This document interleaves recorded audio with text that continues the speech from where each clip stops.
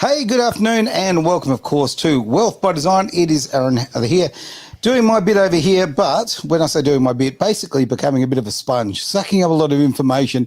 Really enjoyed a conversation we just had off here, let me tell you. I'm going to jump straight into it. Great to have you here, Jeff. Jeff Bowman, of course, Wealth by Design, mate.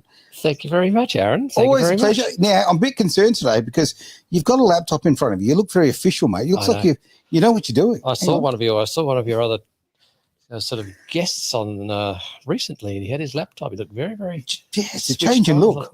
Just it hits us psychologically, doesn't it? Yeah, it's probably just a prop. It could very well be. Now, what are we going to talk about today, mate? Because I've had a quick little look at the notes. Well, I think we'll get back to some of the basics today. Okay. Some 101 basics around really financial literacy, because as you know, we're the people that help save you money and make you money. And both are so important. Saving money is a very, very important part of this entire process. Indeed. Couldn't agree more. Indeed. And so when we set up our financial planning company back in 1995, showing my age, Aaron, I know, we actually we developed a brand new model, apart from the fact that it was the first fee-for-service financial planning company in Australia. Right. Now, explain what that means to you and I. Well, no, to you, to us. Okay. Yeah. So we sort of kicked off in the late 80s, further showing my age, mate. But I'm glad I'm coming up well today because mate, you're looking a million sort bucks. of my hair out. You're doing all right.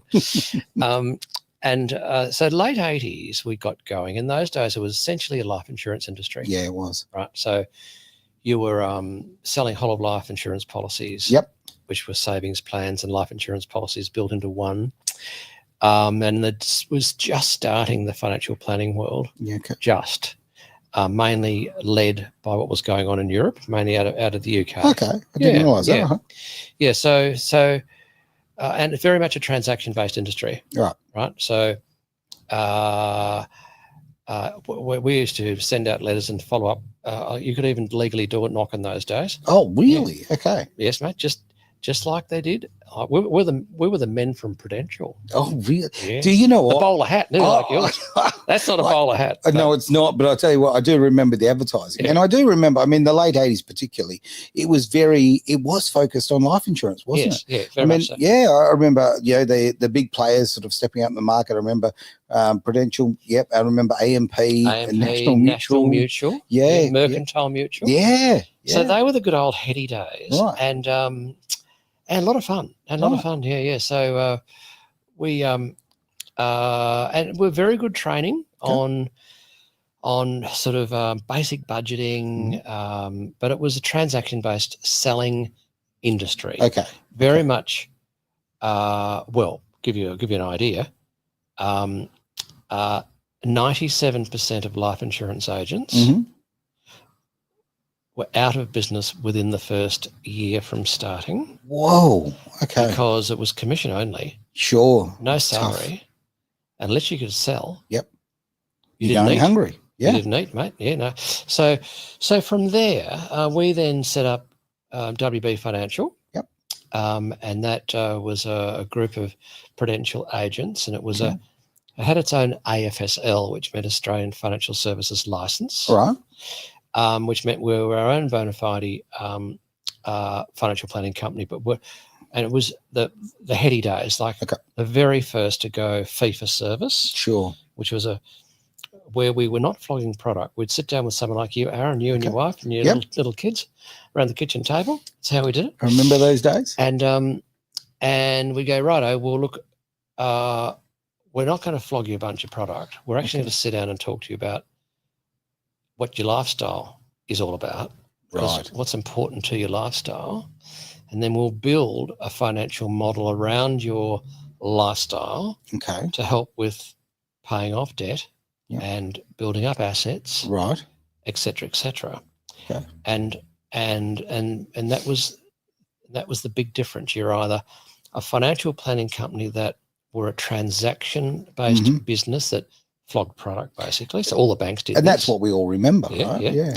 And we had the massive paradigm shift on that in our company. We went, no, there's a better way to do this. We're going to ask you a million questions about what's important to your lifestyle, and then we'll build financial modelling around your lifestyle. Because if you're not happy with your lifestyle, you're not going to stick with anything. Of course not. Right? Yep. And that sort of made sense to a lot of people. It was very foreign to them. It wasn't just, oh, here's the Prudential man knocking on my door. I know. Like, I'm sort of smiling away because I think, like, I've got to give you credit. That you really nailed it there. End of the day, people care about their lifestyle. They care about what they're building for their children, their legacy, that sort of thing. Okay, life insurance is, a bit, look, if it just is a product on its own, it's, look, I die, my kids get some money, right? Like, okay, but you don't think about, and I don't want to be selfish about it, but lifestyle is vitally important. Of course it is. Right? Yeah. And when I get to retirement, I don't want to be relying on the pension. I don't want to have that lifestyle of that we hear so many people are deciding what day to put the heating on and all of that kind of thing, or it's very hot at the moment, not be able to use their air conditioner. Yeah. I want a lifestyle. These are things that we fundamentally, we deserve. We're ahead of the time, Aaron. We were. Mate, I'm tending to suggest we were. I think you're on the money there, quite literally. We were right out there. Yeah. And so we ran that business successfully for 18 years. Yeah. And so, and it was a beauty. And so, the cornerstone to building those financial plans, Sure. which I sort of coined the term business plans for grown-ups. Okay. Because if you've got a proper business plan, yep, you got staff, you've got rent, you got this, you got that. Yep. You've got to have your budgets done right. Otherwise, you could have too much money going out and not enough coming in. That's right. That means broke. And we would do the it. same with our individual private clients, because you'd say, look, the only reason you're not broke at the moment is you've got a job that keeps putting the money in. Mm-hmm. But now that we've done a proper budget, we can see that the only reason you're supporting your budget is because you're increasing your borrowings. Right? Yeah.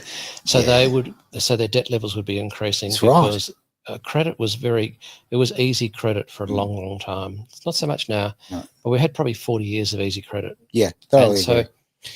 The expanding credit, as they say. And that's led a lot of people into a false sense of security, because they could get another credit card and they could extend their mortgage on their house and fund that $50,000, wedding anniversary trip to Italy that they deserve, but they can't afford it. And with it being easy credit, we went through a time where people were paying a credit card off with a credit card, all of that routine, that just Russian roulette with your money, basically. Yeah, totally. Yeah. So that's why we sort of wanted to focus today on getting back to some of the basics. Mm-hmm. We're coming into the new year. Yeah. We've got inflation through the roof, right? No doubt about that. It's probably in real terms 10%. Okay. Right? And you're going, whoa, that's seriously bad. That's serious. We've got the highest inflation rate of any of the developed countries in the world. Crazy. Driven largely by this incredibly incompetent government that we've got that wants to increase the cost of energy through this whole green nonsense. And so I'll interrupt you on that. Just today, they're trying to get approval for another 250 more wind turbines that they want to stick on the verge of the Blue Mountains. The Blue Mountains. You've got to be kidding me. It's got to be stopped. It's got to be stopped. Yeah, we need to get sensible about this. This is what is this green energy and this fake virtue signaling going to carry on. This is what's pushing up the cost of living. This is the real 10 to 13% of inflation. Right? Yeah, totally. Yeah. Because we're now starting to see the blackouts in New South Wales, right? Yep. Plan not to turn your fridge on or your air conditioner or whatever. Like, it's the sort of stuff that happens in South Africa. That's right. And so we're going, righto, for our clients that are all retail clients. Yep. They're, families basically, or pre-retirees. We're going, Jesus, you got to stop borrowing money, because it doesn't make sense to be having any debt when you get close to retirement. Of course. If you're thinking about putting these investments in place, because we are setting up these high income returning property investments for our clients that they can run through their self-managed super funds, or we're doing a combination of that and crypto through self-managed super. We've now got a model that can allow people with low superannuation balances. They can set their own self-managed super fund up with support and advice, or no advice, depending on their choice. Sure. So you don't legally have to have 200 grand to set up a self-managed. Okay. As long as you're going with your eyes open and you know all the options, you might want to go, no, look, I wouldn't mind 10% of $1 million property. Tenants in common. That's right. It's going to cost me 100 grand. Yeah. I can get 10% net. That's right. Yield, and I've got a capital asset. I don't need $1 million because I can't afford it, but I can afford 60 or 70 or But you 100. can get into that game, and that's the difference. That's exactly right. So before we can have that constructive investment, let's bridge the gap of having not enough assets in retirement. Sure. To throw off an income that can support your lifestyle. You've got to know your budgets. You do. And so all we're saying is before Christmas hits, let's hit the ground running in 2025 with an understanding of what your budget is, right? You've got so much money coming in. Sure. You've got fixed expenses, which is your rates. Yep. Right. Your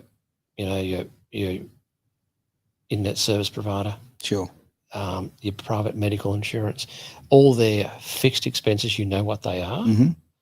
So there's 10 of them. There's 30 discretionary expenses. Sure. So we encourage now people to actually put together, as boring as it is, for God's sake, if you think about not wanting to end up on the pension, lining up at the dole office going, I'm now 67, can I please have the pension? Which are running at the moment 6 months behind in being approved as we speak, like it's a typical public service I'm going to drama area. I'll tell you something which is really quite depressing on that one, mate, is that is the public knowledge that 6 months. I've spoken to people who are working in the system, and there is so many people who are waiting for pensions who have been waiting for over 9 months currently to be processed. Is that right? 9 months. Yeah, but the public is told 6. Yeah. I mean, which is horrendous. But we're talking the about truth is it's worse. Yeah. Yeah. Yeah. Yeah. And so all we're saying is if it's possible to avoid getting caught up in that terrible dependency on the state to give you enough money to buy groceries and pay your rent or whatever, then you've got to bloody get down hard, dead and dirty and bloody start doing some budgeting, right? Of course you do. So we provide simple tools to our clients. We'll probably have one up on our website, or it'll go out on Lisa will probably stream it out or whatever she does to let everyone know what we do on this show. But hey, go into your budget, right? You know what your income is because you got a job. That's right. Boom, in she goes. If you're self-employed, you know what your income is because you run it through zero. Yep. And you know what your tax returns tell you that your income is. So the discretionary expenditure, that's where everyone gets caught out. Because you know what your Bupa private health cover is. Yeah. And you know what your rates are. That's right. Right. But you do not really, unless you start to focus on it, know where the rest of your discretionary spending goes, which is Uber Eats. It's this all the other stuff. Like we'd ask our clients, do you gamble? Right. Oh no, God, no. Gambling's wouldn't they dream of gambling? But we go down here on a little form and we go, yes, but you've just said that you're in a syndicate. The lotto syndicate. Right? Yep. It's a bit of a trick question, right? Because the mindset thing. Do you gamble? No. But you're in a syndicate and you put $25 a week, $100 a month into the work lotto syndicate. Yes. That's $1,200 a year of gambling. They see it very differently when you use those terms. That's right? a bit of a long odds. It really is exactly right. But you're right in the discretionary thing. I mean, I've seen examples which sound boring, but you talk about people who go and they stop and they get their coffee every morning. All right. Yeah. Okay. A coffee these days is $6 odd. All right. I know. Okay. So, I mean, you've got, even if you're just having one coffee a day, there's $30 a week, right? At $30 a week, you can go to yourself, okay, you know what I can do? I can do this amazing thing. I can stir my own coffee. Yeah. Okay. I can actually do that. I could buy a machine, whatever. Yeah. I can reduce that cost to say $1 a pop. Yeah. And then I've got, say, $25 a week. I could be actually investing in myself and my future. Yes. It's a small amount, but you do that on that little thing. You do it on something else. And all of a sudden, so right, mate, you're on the money. You've been paying attention.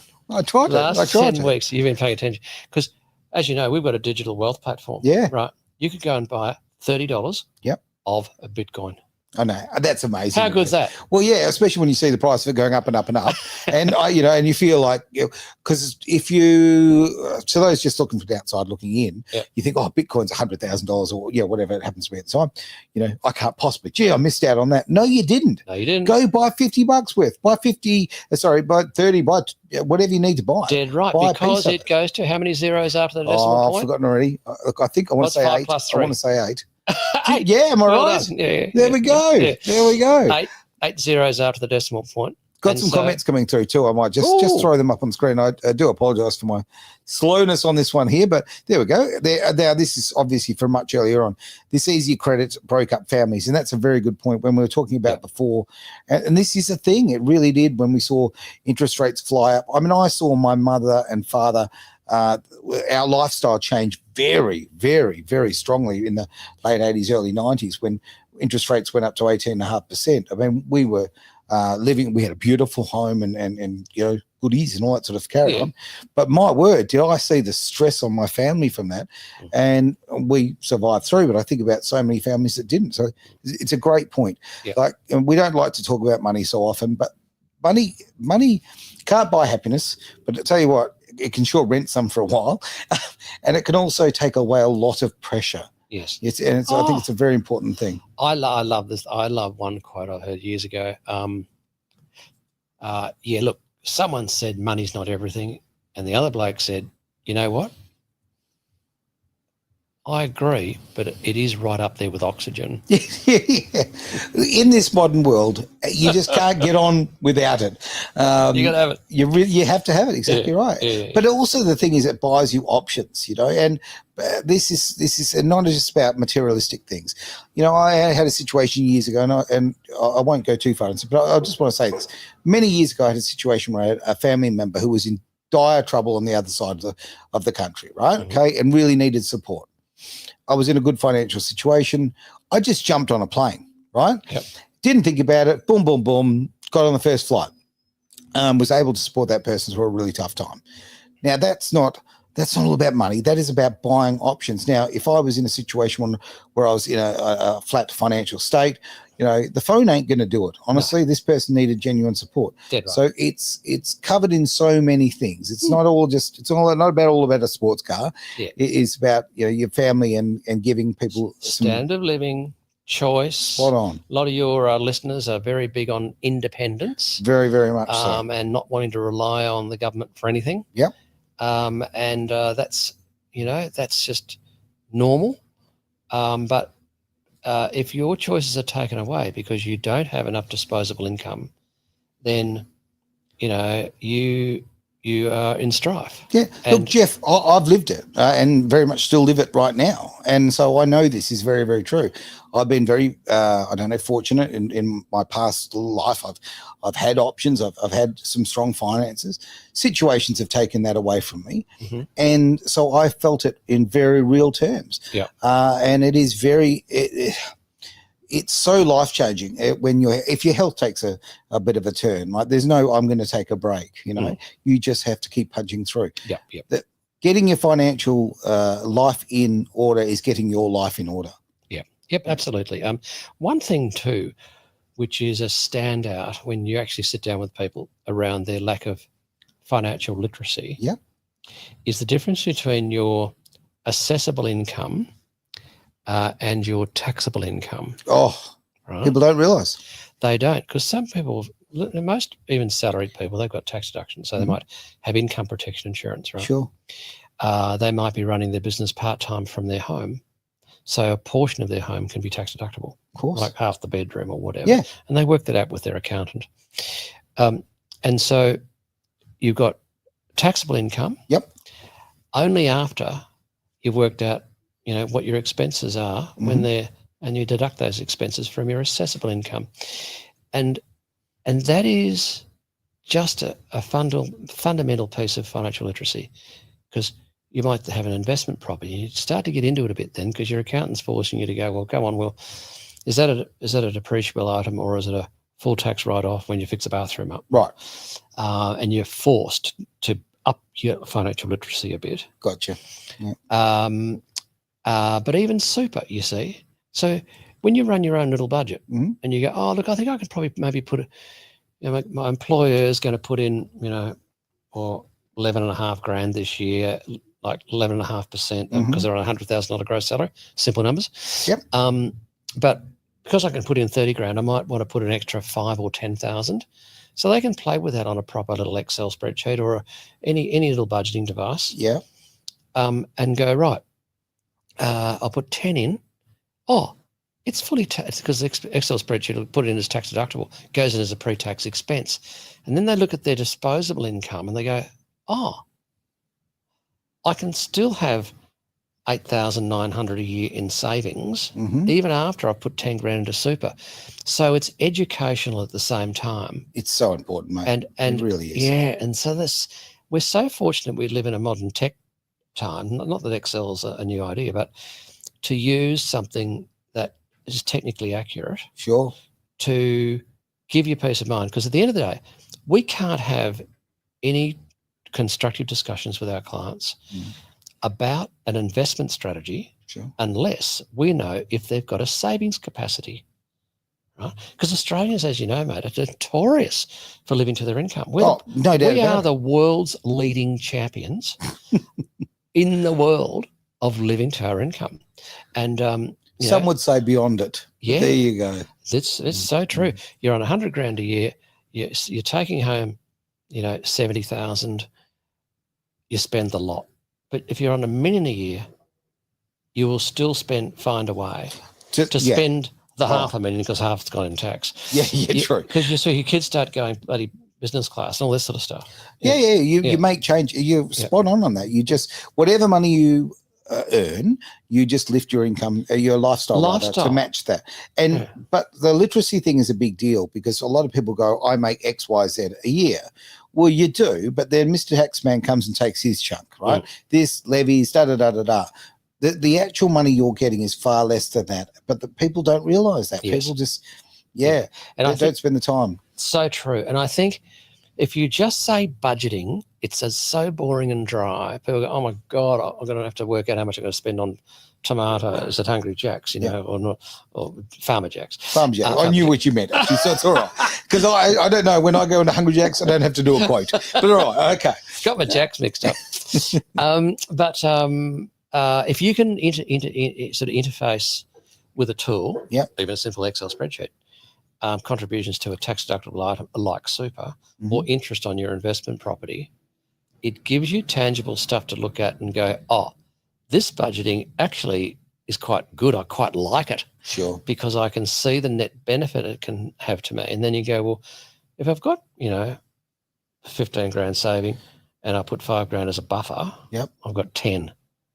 And then you can expand that 10,000 out into an asset class and see what it's going to do in retirement capital in over 10 years. Okay. 15 years, right? Okay. Because only 10 grand. Oh, well, it's 10. Well, 10. What's 10? Is that 10 tens? Oh shit, that's 100 grand. What if I can get 7%? Well, that 100 grand could well be 180 grand. Yep. And then it adds a little bit of excitement. It does. Yeah. And it's funny as you were saying it, like, okay, some of these subjects to the everyday person are the most dull things. I mean, it's like watching paint dry, right? So what I think is, okay, if you can do this, right, and you actually see the growth of it, it becomes a little like personal way of rewarding yourself. Yeah. And you enjoy it then. It's not, oh, I've got to do the budgeting. You're actually creating a bit of not a game as such, but you are watching your wealth grow. Okay. Yeah. And it becomes a bit of a treat. Dead right. And it can be exciting because it's not so much budgeting is boring. It is, hey, budgeting is a great tool to help me be a self-funded retirement by 60 because I can legally get access to all my money then and live on a pension, but it's your own self-funded pension, not the pension that you get when you're 67, which is funded by the taxpayer. Correct. And let's face it, only 32 grand a year for a single person on the pension doesn't go far. Not far at all. So it's a bad look that we've got to get cracking on the budgeting. Very, very tough. It would be, I mean, let's face it, even if you owned all your assets, just with the cost of living these days, 32 grand, how are you going to live on that? Great comment then. I love the comments coming up. Thank you very much. Lisa, who's put the comment, what age should people start budgeting, and do schools teach? Bit of a question mark there. There's no school, I'm going to get no more school banking passports like the baby boomers had back in the day. Yeah, very good point, Lisa. I don't know if schools still teach. I know that the fundamentals, I went to school a very long time ago, and I watched it actually decreasing quite a lot in those days. It really did. So to be frank, I just don't think they would anymore. I mean, look, we live in a world now where kids at school don't do woodwork or metalwork or cooking or sewing or anything like that. Those things that we used to do back in the day, they're all gone. So those practical things, it's all it's far more about pronouns now, of course. But it's could always have a dig. But these important things, right? These important things, like being able to read and write and do your bloody tax. Yeah. In year 9, as one of our assignments, I will never forget, our maths teacher said, let's do a tax return, right? Okay, and basically I want to see who can effectively give us the best tax return, who's the most creative with their deductions, and away we go and all that. Yeah. And I thought to myself, what a great teacher, because that actually wasn't in the curriculum. No. He went outside. He's going outside. He did. And I very much appreciate him for that, because that's real world stuff, that's stuff that would have made so many lives improved. Yeah, absolutely. Absolutely. I think the education system's been largely negligent over the years agree. for not that. I mean, there's a thing called there's a guy called Scott Pape that has got the Barefoot Investor. Yeah, you can Google Scott Pape, and he's done a fabulous job of getting the basic education going. I agree. And good on him. If all the schools adopted at a minimum what he teaches, it probably should be put through the whole curriculum. It really should. It really should, because it is such a fundamentally important thing, right? Like it's not algebra, it's not trig, it's not things that look, unless you're going to go build bridges and those kind of stuff, and go into engineering, which is a fantastic career. But if you're going to go into, I don't know, broadcasting, I haven't needed not a lot of trig, I can't even speak, in my career, right? Okay, it hasn't been sort of a priority. But guess what? I've needed to pay my taxes. I've needed to budget. I've needed to know what, basically how my money works. These are fundamental things. This is why education is so important across the board. We're obviously, when we're talking about super, these days we're talking about crypto too. This is why crypto education is vital in my eyes. We certainly see how things are changing in that space. Yes. And with the recent elections in the US, we know that is changed forever. Once again. Yep. So important for us to know. Like now on this digital platform we've got on the Wealth by Design platform. Yep. They've got what's called a dollar cost averaging feature. So you can, once you've worked out your budget, you can say, oh, look, I want to put $100 a month. Yep. Into say a bundle, a small bundle of blue chip crypto assets. Like, it's all set up for you. All you got to do is make sure that that you can afford that. So, and then they can just put their money on a regular basis. Now, Jeff, you've just said $100 a month. Yeah. That's that saving in coffee that I was talking about before. Yeah. Just that. Yes. Go get yourself a $100 coffee machine, get yourself some pods, whatever, and you have your coffee and walk out the door with it. Yep. You've just brought yourself into that market. That's so true. And it's such a valid point. You don't have to have big bucks to get started. Because if you're going to get, and no one knows, but all the indications are now with the maturing of the digital asset world. Sure. And with what's happened with the US government, changes with Trump getting in, there's going to be some stability in the regulatory area, right? Yeah. And it is pro the digital wealth space. It's pro Web3, right, which is the next level up in technology from Web 2, like Google's Web 2, a blockchain where a digital, say, assets platform is Web 3. Yeah.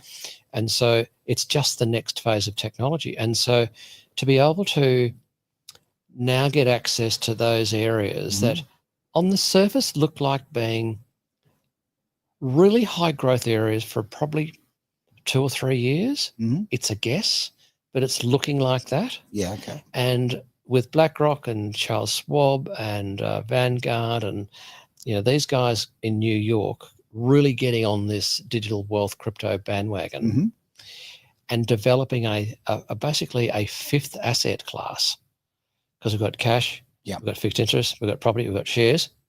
The fifth asset class is this crypto space, without a doubt.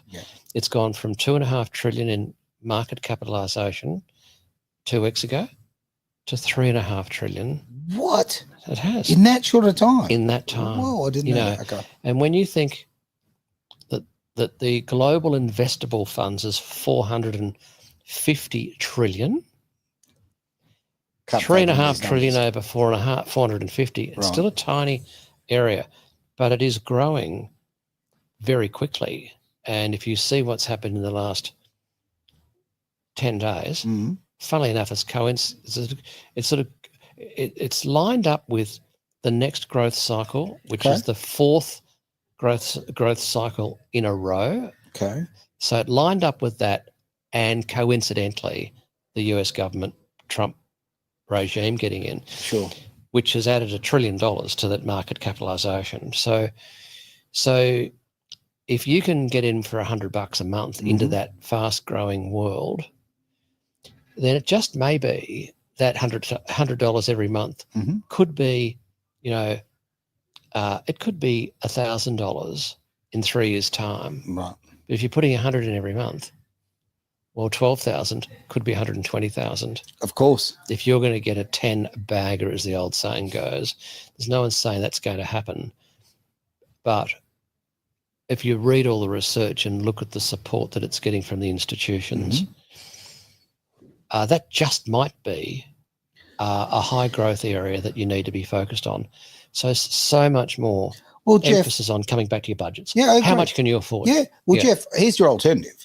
Put your money in traditional banking, stay with the fiat system, put your money in you're one of the big 4 banks, okay? And with inflation, you're losing money every year. Yep. So you're actually going backwards. They're your alternatives, right? Yep. And, as you get older, and the body starts to creak and all that kind of carry on, retirement now starts to become real. Yes. All right? Yeah. And I would certainly like to be comfortable in my retirement. And it annoys me, it angers me a little bit about my own, naivety, I guess, in different planning.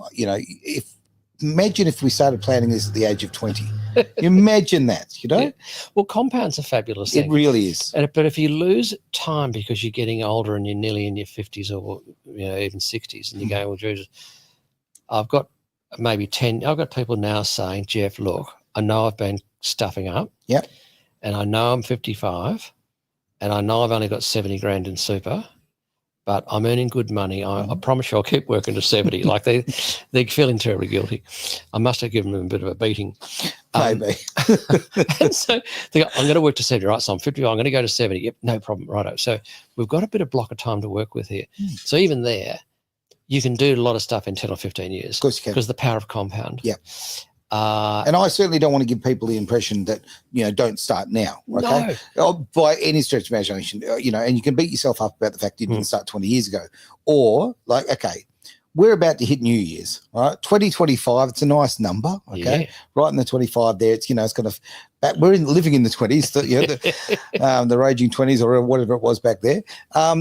This is a great opportunity. We're a quarter way through this century. Let's use this. Put the marker down. Yes. Right? And actually genuinely put the throttle down too on your investments, on building your super. This is a great opportunity. It is. I think I genuinely think it is. And I don't care that, I'm certainly getting on in the old age department, and I do want to retire one day, and I want to retire comfortably. So, I can't see any reason why.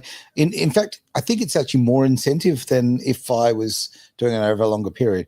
I think I'm more invested in actually making it happen. It's a bloody good point. You're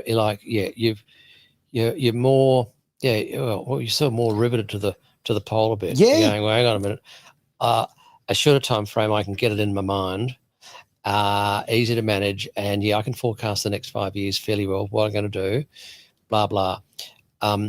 And so I think that's a bloody good point. Yeah, because I've got, as you know, I run these money matters wealth events at my Which offices. are brilliant, mate. I'll tell you right now. It's not Just go to them. Yeah, Okay, go to the simple as that. I don't know how to sell these. Okay, just come. I'll be there. Come and hang out. It's good fun. No, but the information is brilliant. Yeah. Okay, I mean, Thank you. I'm so privileged. I sit here with you every week, and as I say, act as a bit of a sponge, take in this information. But going along the last time, for me, look, it did many things. It reaffirmed the stuff that I've learned here. Okay, and it's just nice to have that reaffirmed. Mm-hmm. But also when you're actually spending time with other people who are on the same journey as you in different directions, but we're all sort of heading the same way. Mm-hmm. It adds, there's more, again, it's like more incentive to make it happen. Yes. You're with a collective group. You don't feel alone. You're going hard at it. And you learn so much. So yeah, keep doing those. Good idea. Well, our next one's in mid-January. Okay. But they're so bloody popular, which is nice. That we'll probably start doing them during the day as well. Right. We might just do, every Wednesday. Right. Lunch. Bring your lunch. Yep. Yep. Bring your lunch. You got to book in. We're going to get it all set up, so it'll be on the website soon. And come down and we'll just do a short, sharp 35-minute on this. Bang, bang, bang, bang, all the key stuff. In your lunch break, that's, and also, okay, think about this for your financial security. Say you've got an hour for lunch, right? Wouldn't you rather invest 35 minutes into actually a quick, short, sharp? I mean, I went the other day down the road and I thought, I'm going to have the old steak day at the pub. Steak day. Right? And then they tell me it's going to be a 45-minute wait for the steak, right? So I'm like, no, I've gone. Okay, I've left. Less time I could invest actually in my future. Yeah. I mean, that's a silly way of looking at it, but you can see my point. Yeah. It in the middle of your day, right there, take advantage, make it happen. Yeah. Stop thinking about it, make it happen. Yeah. We might even put it out to our team. If you book in, we'll put on lunch. Nice. And in the booking thing in an Eventbrite or whatever, pay you $15 or something. That might cover us to put the lunch in. Yeah, absolutely. So that's good. We'll do something. You'll figure something out, mate. You're a smart fella. Oh, You're we'll work it out. We'll work it out. But yeah, look, I think this is a great thing, and I'd like to sort of do it, over several weeks if we could. Really energize this acceleration thing. Let's think about this because, and I'm a little OCD. I like the fact it's 2025. I think it's just kind of a nice number. Why'd you put that up? Yeah. Yeah, it's just a number. We'll leverage that one. Yeah, why not? It's just an opportunity to really fire. Yeah. So it's not like starting your diet on a Monday. Okay, this is going to be a new year. We've got so much to achieve. Yes. Yeah. Get in early. Jam straight. Know your numbers. Yeah. Right. Yeah. Very true. Know your numbers and prosper in 2025, and plan for certainty and peace of mind. Peace of mind. I think that's it. Like, there's a lot of people grossly underinsured, right? And you think, it's so bloody expensive to buy life insurance, but I'm a single mother, I've got 3 kids, I've got my second husband, and he's 55, and I'm bloody 32. And it's a tough discussion often in the families, but we'll bring it up. Yeah. And if you do your budget, you go, hey, through super, you still can afford to put $1 million worth of life insurance on the old boy. Right. And you can still afford, or you can still project out all your goals and objectives. Hang on, is that a tax deduction? It's a tax deduction to the super fund. I didn't even know that. There you go. Yeah. Okay. So and it's so, it really is important. Like, if Fred dies because, for whatever reason, and then there's a single mother, a widow with the 2 small kids. It's hard enough with 2 small kids as a single mother, but with no money and relying on welfare, it's just a terribly difficult situation for these mothers. And so get the old boy insured, Definitely. and you can, it's not hard. Well, but okay, knowledge is power. Okay, what you've just told me about that, I don't believe that I've had that financial advice before. It's not financial advice from my when I've spoken to my accountant and I've been making plans and whatever. Yeah. I don't think she's ever asked me if I've got life insurance. Do you know why? Why? It's illegal. What? Yep. Because she's an accountant, okay, and she doesn't have the financial planning licensing standards. Way. It's illegal for her to talk about anything to do with Okay. investment or money Right. or life insurance, because that's only can be discussed with a licensed life insurance advisor, Sure. financial planner. And Which so, pushes you into the big bucks. I know, Come on. I know, mate. That's why we can talk about it as an education Yeah. thing.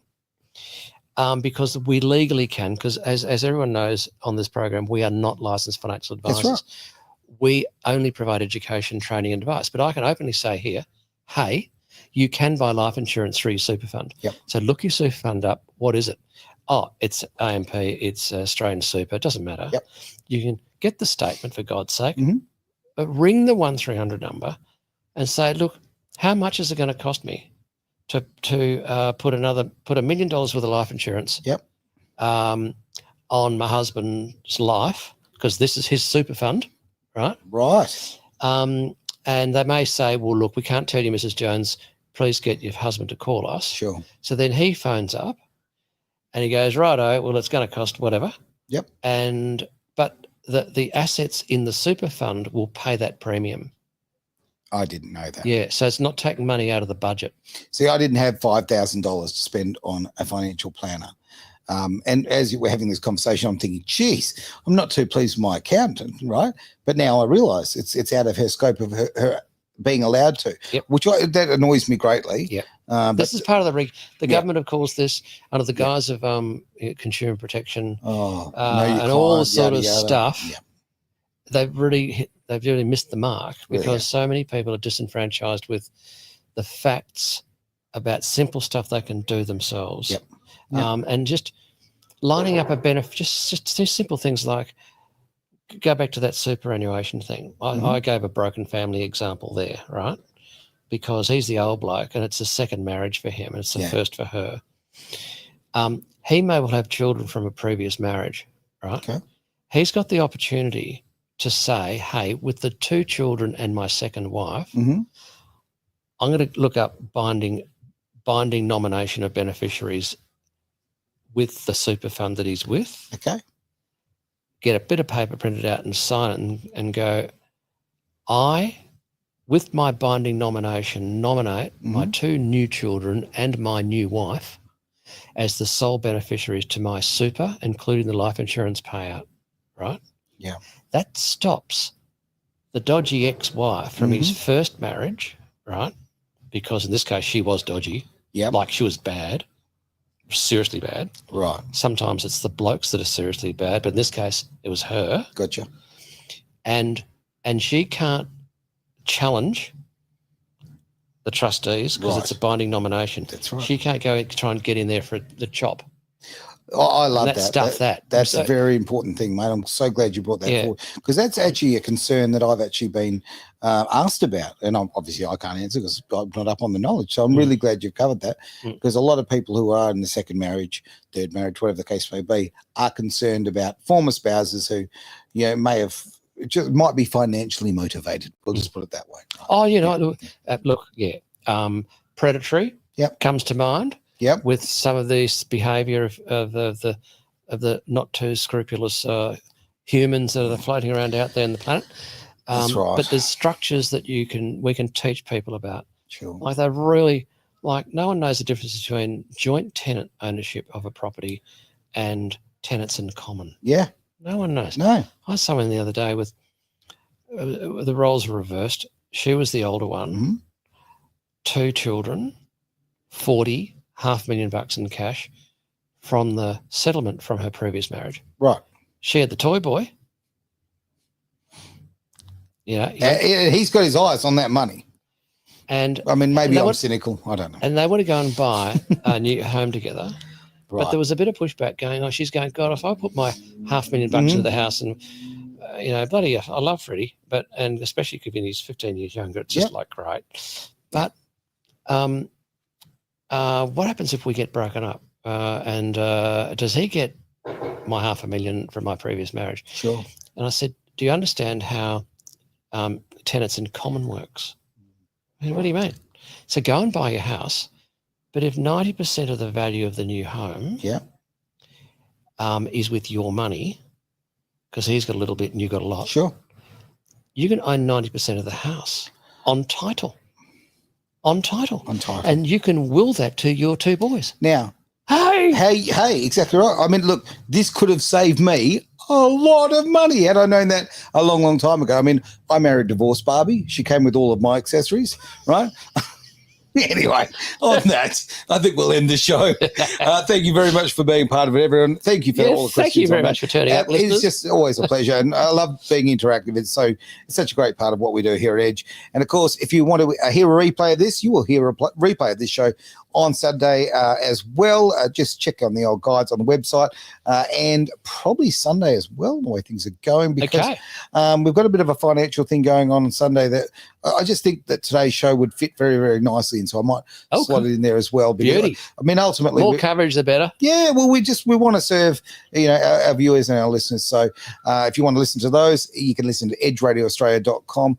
Hit the old play button, stream away, and off you go. So this has been Wealth by Design, Edge Radio Australia.